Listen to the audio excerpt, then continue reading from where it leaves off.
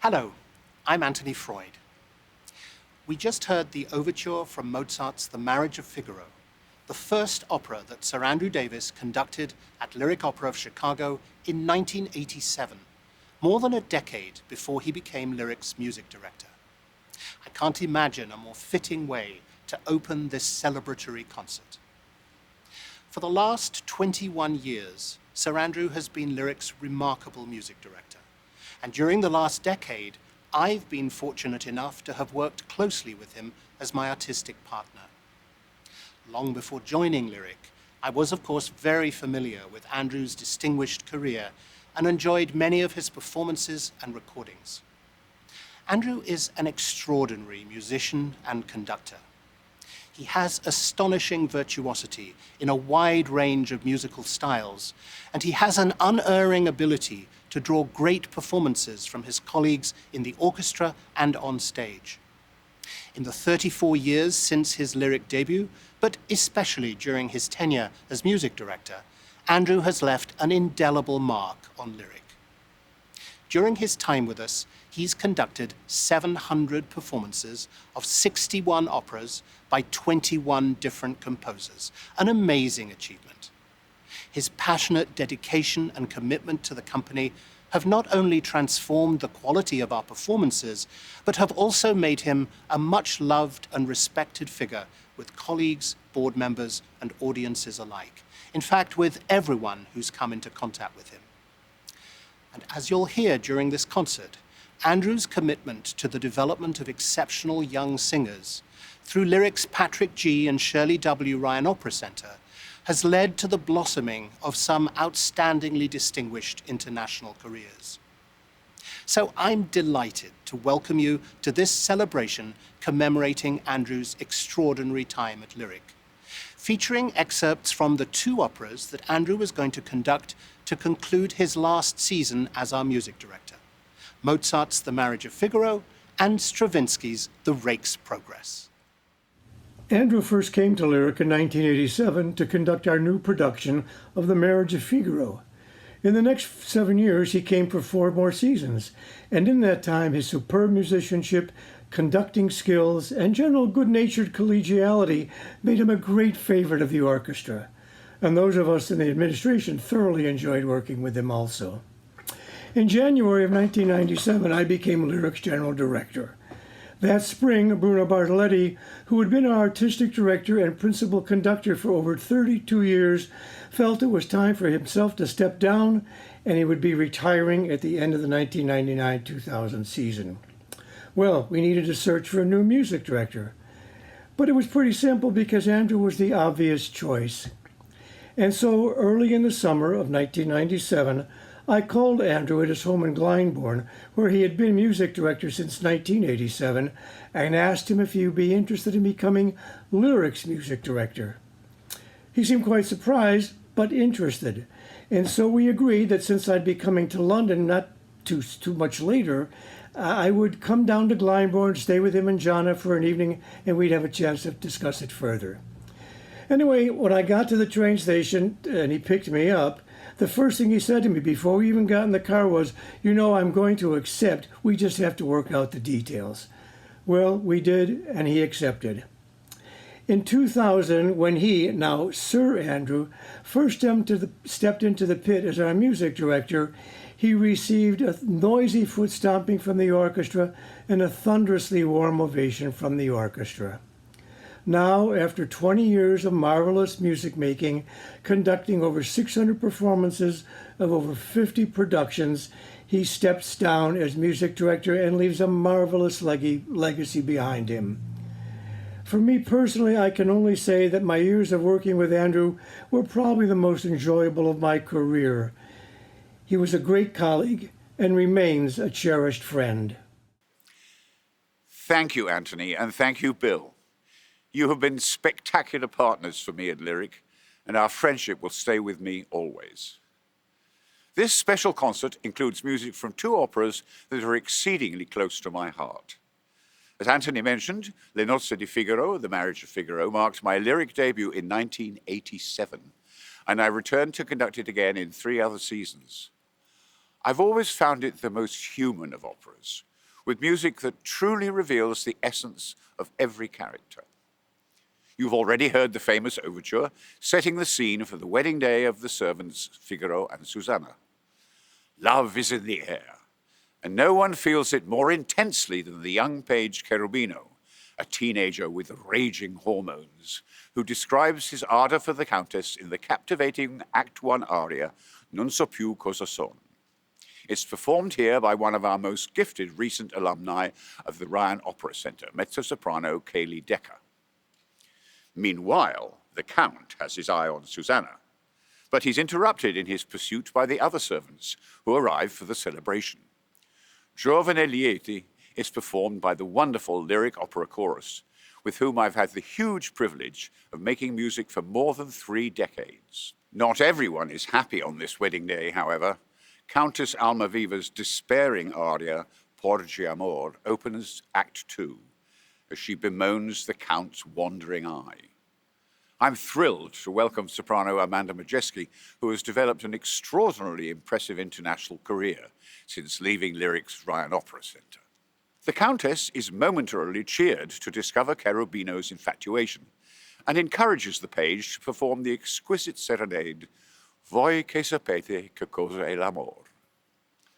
The Countess turns to Susanna for help to put an end to the Count's philandering, and they scheme together in the letter duet Canzonetta sull'aria, in which Amanda is joined by the equally glorious soprano Janai Brugger as Susanna. Unfortunately, Figaro has been left out of this part of the scheming and believes his wife has already been unfaithful to him. His bitter monologue, Aprite un po' quegli occhi, is sung by bass baritone Kyle Kettleson, whose many terrific successes at Lyric have included a truly outstanding portrayal of Figaro. Janai Brugger returns to sing Susanna's loving soliloquy, Devieni non tardar, and what begins as a moment of deception turns into an expression of genuine tenderness and hope. The story comes to a jubilant close where all scheming is discovered, disguises fall away, and our characters give each other the greatest gift of all, forgiveness. I hope these excerpts will give you a good idea of why Figaro will always be the perfect opera. I'm so happy to bring this fabulous music back to our stage with this group of brilliant artists, not the least of whom being our phenomenal orchestra, whom I love with a passion. Non so più cosa son, cosa faccio, cor di fuoco sono di ghiaccio, ogni donna cangiar di colore, ogni donna mi fa palpitar, ogni donna mi fa palpitar, ogni donna mi fa palpitar. Sono i nomi d'amor di vento, e si turno mi salterà il petto, per amor non è sforzo.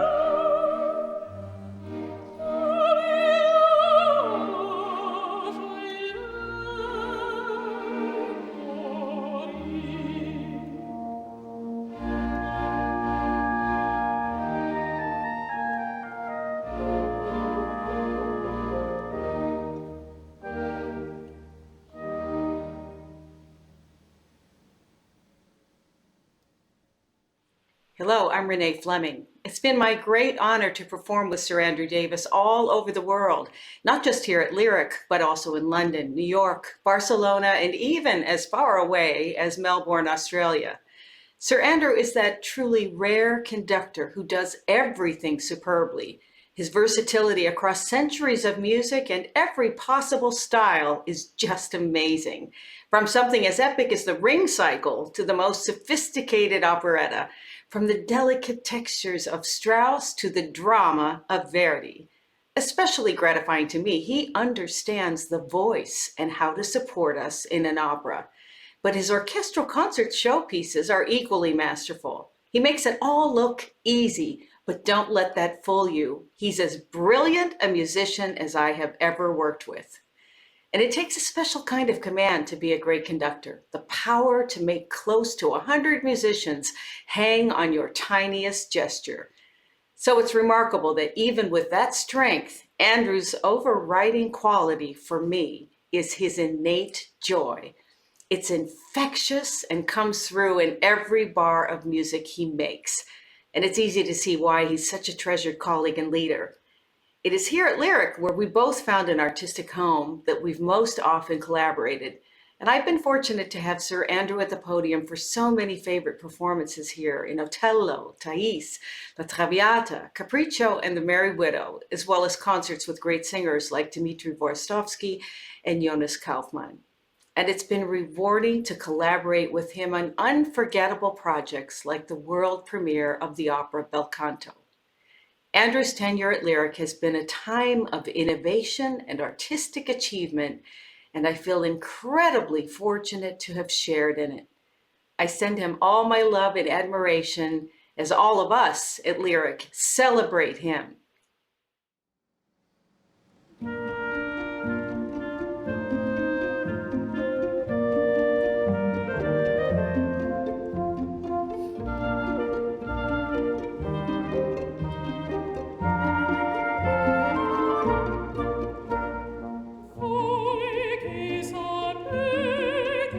Che cosa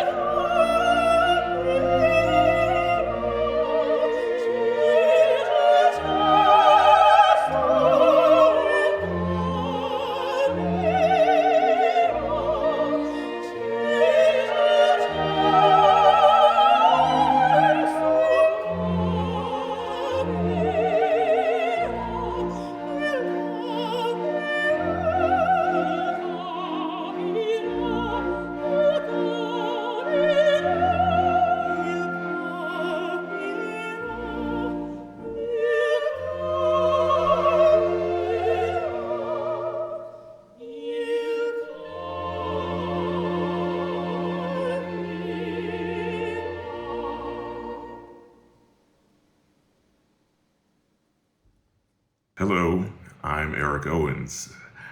Sir Andrew Davis's grasp of the repertoire simply astonishes me, just as his ability to interpret, to lead, and to teach is unparalleled. I marvel at his musical command of the greatest works of Wagner and other mountains of opera. I've seen firsthand how he provides a keenly focused point of view on how the scores should be inhabited by the orchestra and the singing artists. He has such a clear vision that it makes working with him a true partnership. In communicating his artistry so vividly and eloquently, he makes the artistry of the colleagues surrounding him better. As I tackled my first Wotan in Lyric Opera of Chicago's productions of Wagner's Ring operas, I knew I could rely on Sir Andrew's confidence and vision to help me firmly establish my approach to this monumental work. Together, we created from Wagner's music a world that was so very special for both of us, and together we were able to carry audiences along with us. I will be forever grateful to Sir Andrew for that experience and that opportunity. I'm John Bowen, principal horn of the orchestra, and this is my wife Laura, who plays in the violin section. Maestro, you have led us through many extraordinary performances. Your dedication and passion has elevated our orchestra to the highest level.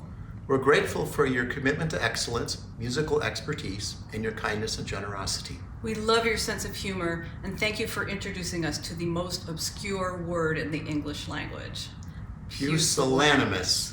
Be well, dear Maestro. Tutto è disposto, l'ora dovrebbe ser vicina. Io sento gente,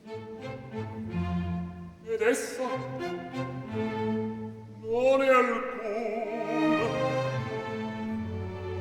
Buia è la notte, ed io comincio ormai a fare il simonito mestiere di marito. Ingrata, nel momento della mia cerimonia, e godeva leggendo, e nel vederlo io rideva di me senza saperlo. Oh, Susanna, Susanna, quanta pena mi costi con quell'ingenua faccia, con quegli occhi innocenti. Chi creduto l'avria, che il fidarsi a donna follia.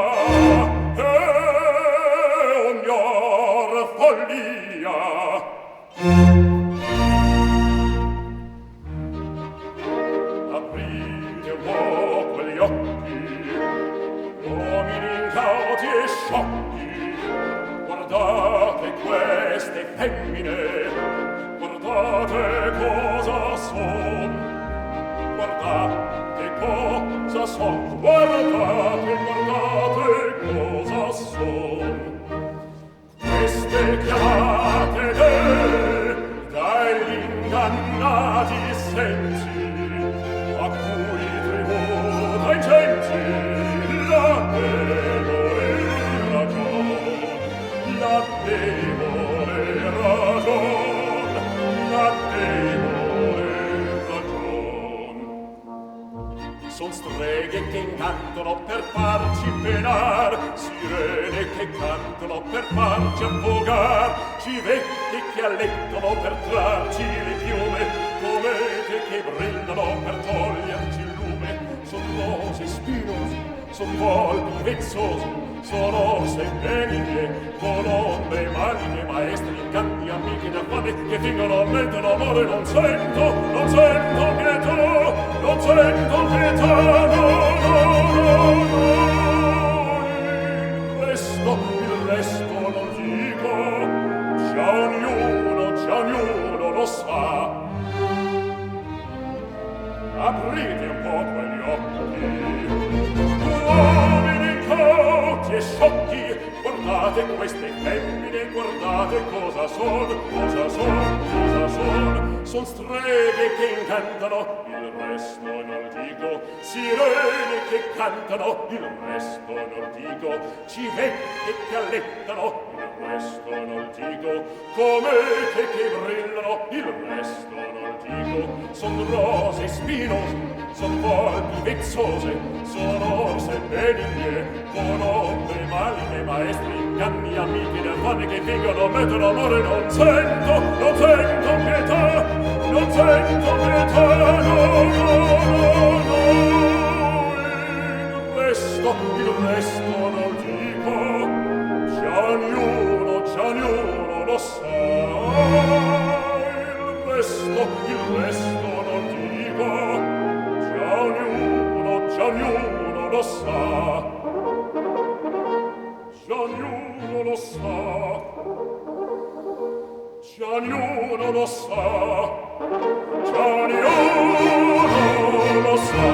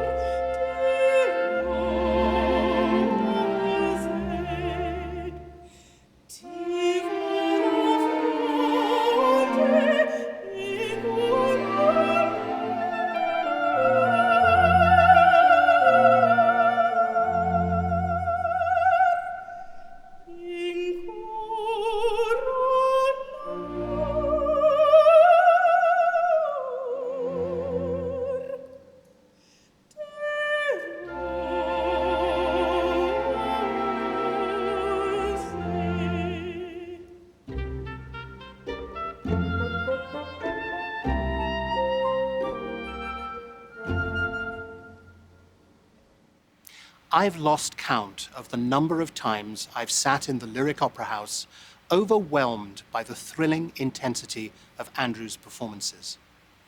Whether in classic masterpieces by Verdi and Wagner, in the operas of Richard Strauss, a composer for whom Andrew has a particular passion, in rarities like Weinberg's The Passenger, or in a new commission like Jimmy Lopez's Bel Canto, Andrew always gets to the heart of each work, revealing to us its beauties and subtleties.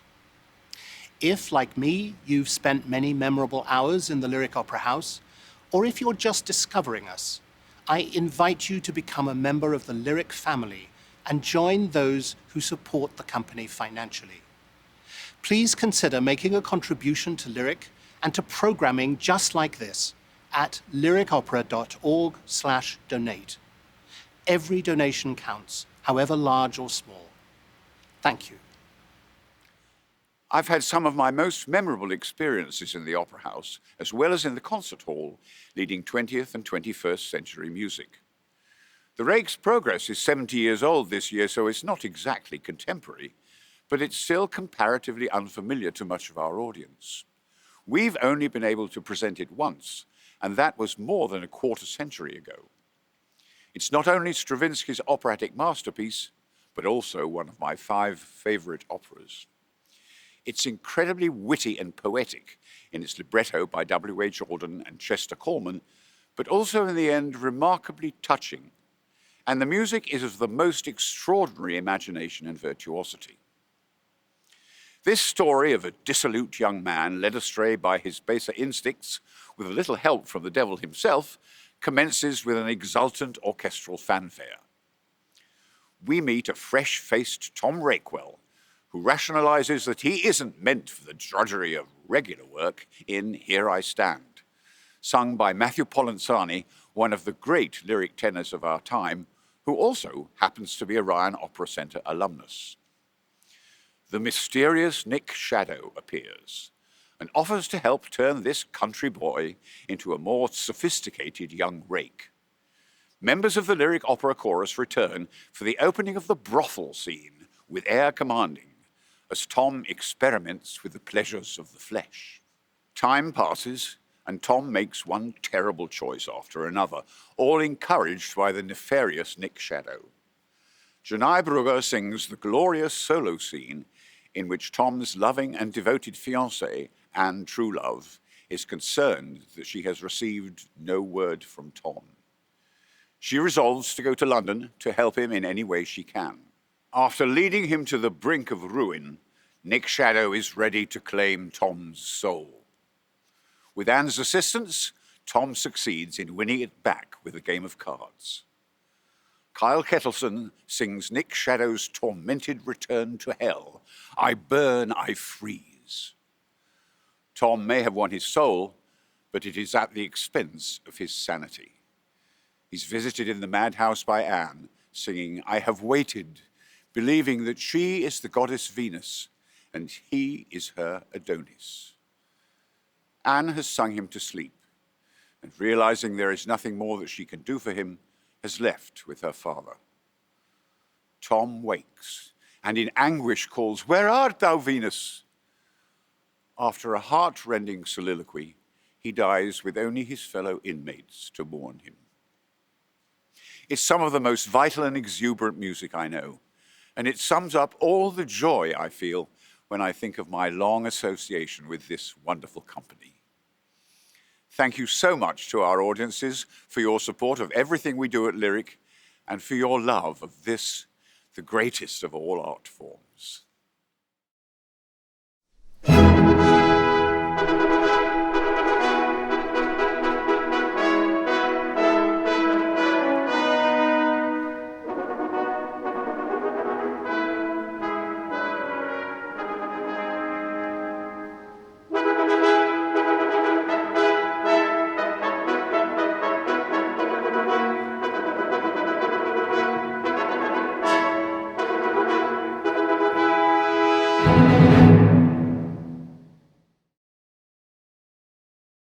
Here I stand, my constitution sound, my brain not ill-favored, my wit ready, my heart light.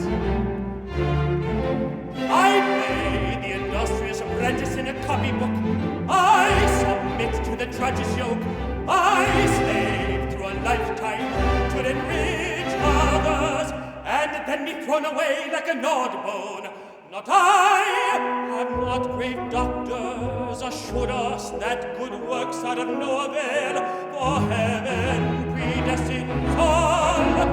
In my fashion, I may profess myself of their party, and here we then trust myself to fortune.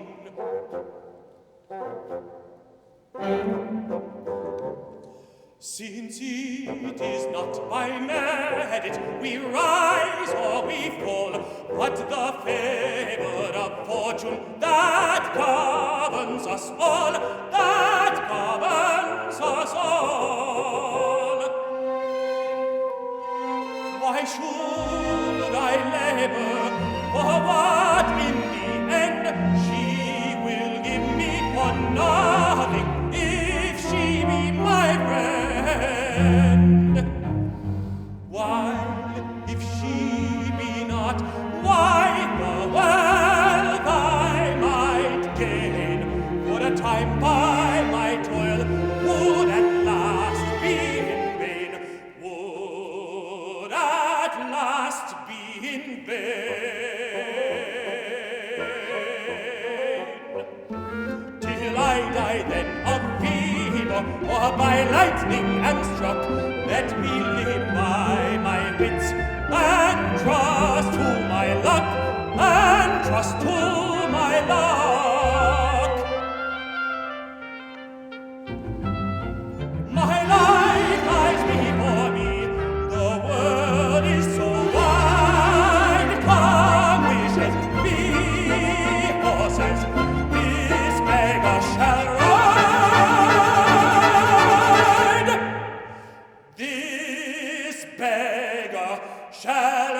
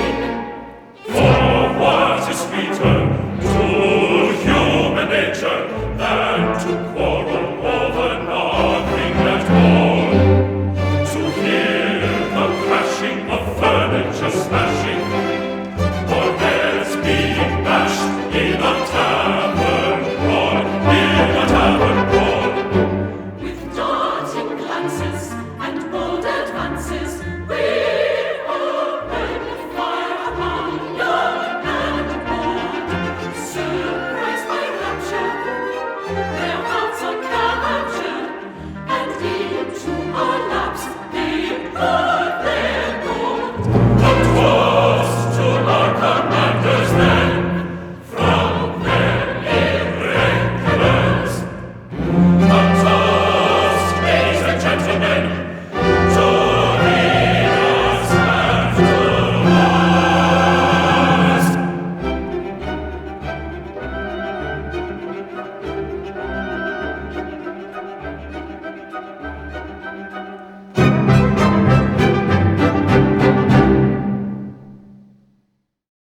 Hello, I am Jimmy Lopez Belita. Like all composers, I'm always looking for champions of new work. I'm talking about individuals willing to take risks, to consider new voices, and to stretch outside the traditional realm. I found that spirit in Sir Andrew Davis. Because beyond his prominence in more traditional repertoire, Andrew has always worked to bring new and lesser-known works to the forefront, from 20th century masters like Alban Berg and Sir Michael Tippett to Sir George Benjamin today. They are all essential to his life as a musician, and he's interpreted them brilliantly. New work is a stretch that requires flexibility and leadership to guide an orchestra authoritatively through material that may be completely new or completely foreign. Well, that's exactly what Andrew was able to do in the lyric world premiere of my very first opera, Bel Canto. At the same time, he helped me refine my writing for the orchestra and for the human voice to greater and better effect. He collaborated with me in depth and with total dedication to the work. I will always be grateful for his support, and it is really a privilege to salute him here.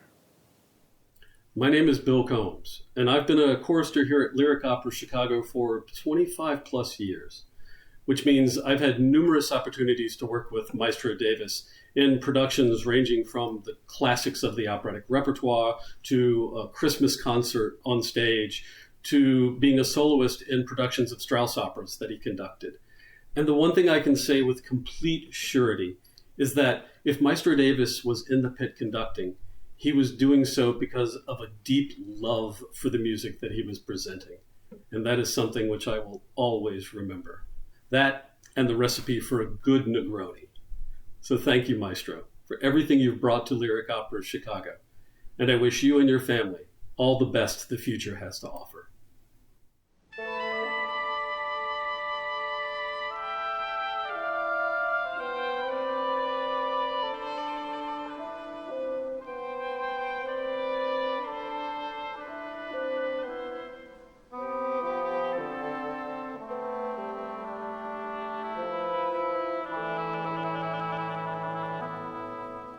No word from town has love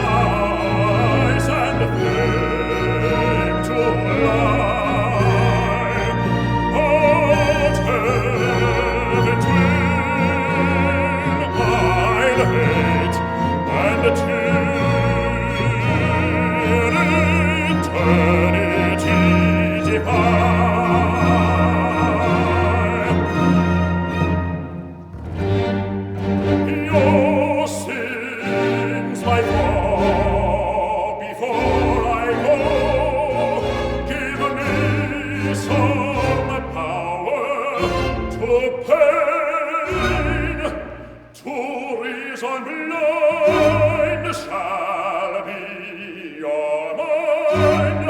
Henceforth, hear you insane.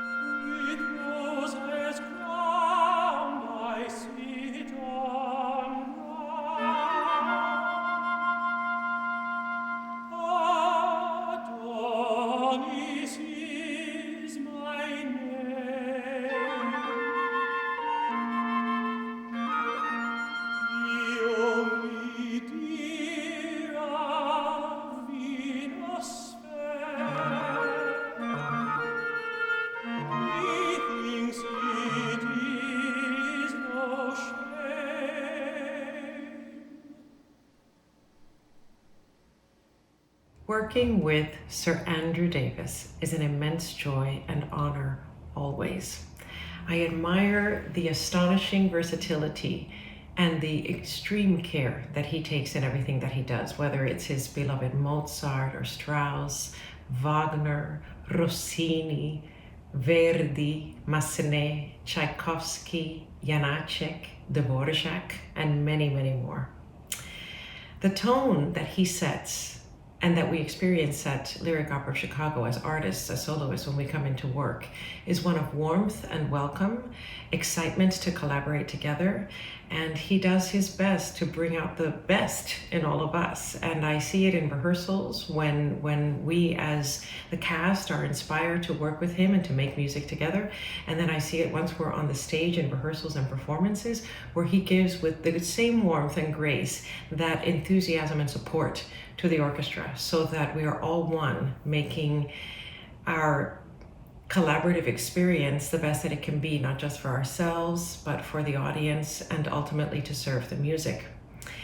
I remember with great warmth and gratitude the first time that I worked with Sir Andrew, and it was on the main stage, and it was for Faust, and I was performing the role of Marguerite, and the care, the kindness, and the constant support that I felt from the pit just put me at ease right away. It was something to behold. And our beloved Rusalka, that's really something that will always remain one of my favorite and most beloved memories in my life, in my career, and with Lyric Opera of Chicago, and of course with Sir Andrew. It was the first time that Rusalka was done on the stage of Lyric Opera of Chicago, and he knew very well, as did I and everyone involved, what a tremendous responsibility we had on our shoulders to bring this for the first time, and to do so with utmost dignity and joy. And I think we did a pretty good job, and that was one of my happiest memories, and I will always be grateful to Sir Andrew for that. I think one of the characteristics, if I may say, that is loveliest about Sir Andrew is the twinkle in his eye when he gets very excited about a musical phrase or something that we're discussing in a score. It's almost a childlike joy, which is very rare, because it's that joy when you're discovering something for the first time, and how phenomenally beautiful it is, what a genius it is, the work itself, and he feels that, and he gives you that as well. Always nurturing you to be your best. Thank you, Sir Andrew. And I know and trust that you have wonderful, beautiful projects ahead of you. The legacy that you have established with Lyric Opera Chicago and throughout your entire repertoire, and in your contact with all of us artists as we collaborate together, is extraordinary. And we owe you so much gratitude. And I just wish you all the best always. Thank you, Sir Andrew. I have waited for thee so long, till I almost believe those madmen who blasphemed against thy honor. They are rebuked. Mount Venus, mount thy throne.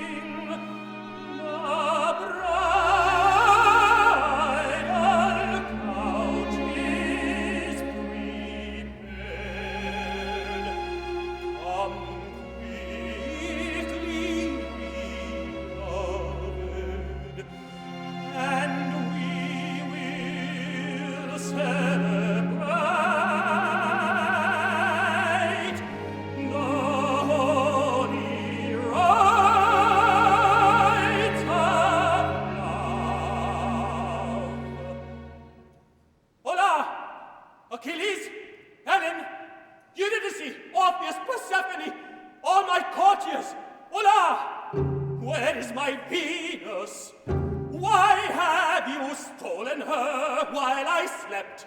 Madmen! Where have you hidden her? Venus, stolen, hidden, where? Madman, no one has been here. My heart breaks. I feel the chill of death's approaching me. Orpheus, strike from thy lyre a song like music, and weep, ye nymphs and shepherds of the Stygian fields. Weep for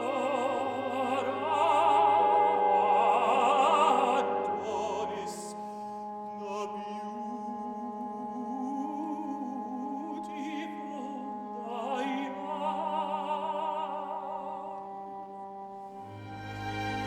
Weep for Adonis,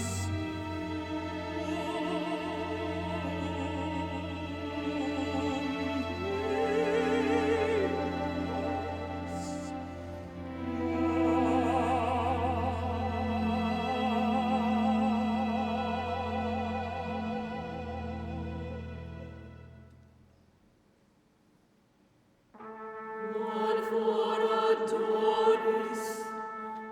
Mourn for Adonis. Ever young. Mourn for Adonis. Venus is dear. Mourn for Adonis. Venus is dear. Weep, weep, weep. Tread softly round his bier.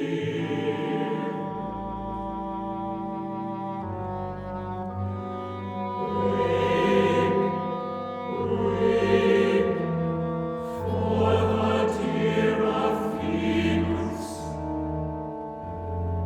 Weep, weep.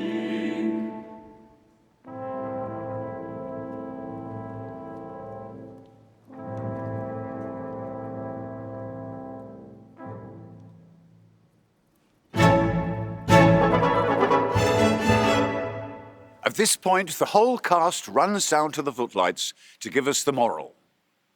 For idle hands and hearts and minds, the devil finds a work to do. A work, dear sir, dear madam, for you and you. And don't you forget it. Andrew, in these past 21 years, you have been anything but idle. This celebration of your extraordinary achievements at Lyric has given us not only an opportunity to thank and congratulate you, but also to demonstrate some of the many reasons why you've been such an amazing and much-loved leader and mentor to the Lyric family. Working so closely with you over the last decade has been a huge privilege and pleasure for me. Together, we've taken an incredibly exciting artistic journey. I look forward to many more collaborations in the future and to continuing our friendship in the years ahead. On behalf of all of us in the Lyric family, thank you. Ladies and gentlemen, I invite you all to join Lyric Opera of Chicago for more great performances in seasons to come. Thank you for having joined us for this special Lyric celebration of Sir Andrew Davis. Hi, my name is Laura Wilde. I first met Sir Andrew Davis as an ensemble member at Lyric's professional artist training program, the Ryan Opera Center. Sir Andrew takes the role of mentor very seriously, having benefited from mentorship as he was developing his own career. Through him and the Lyric musical staff, I gained so much during my Ryan Opera Center experience, thanks to extensive coachings and exciting opportunities to perform on the main stage. I'll never forget appearing in Lyric's new productions of Das Rheingold and Die Walküre with Sir Andrew conducting. I continue to benefit from his invaluable mentorship as my career has taken off. I was thrilled that he conducted my debut as Gretel in Hansel and Gretel at the Edinburgh International Festival. And then I was able to sing the role again with him in my Australian debut with the Melbourne Symphony Orchestra. I've sung other major roles with wonderful companies since leaving the Ryan Opera Center, and it's clear to me that everything I'm doing now is built on those early experiences working with Sir Andrew at the Lyric. On behalf of the Ryan Opera Center, present ensemble members, and proud alumni like myself, we are very grateful to Sir Andrew and so happy to help celebrate him.